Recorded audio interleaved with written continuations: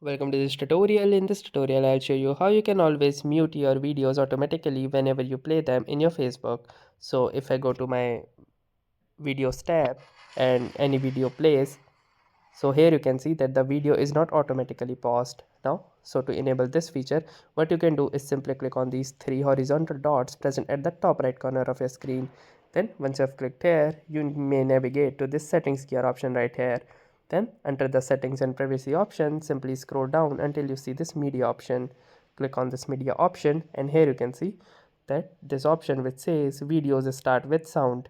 Here you can see that since it is disabled right now, if it is was enabled, then you might be facing this issue. So the best thing you can do is simply disable this option, and now your videos won't start with a sound.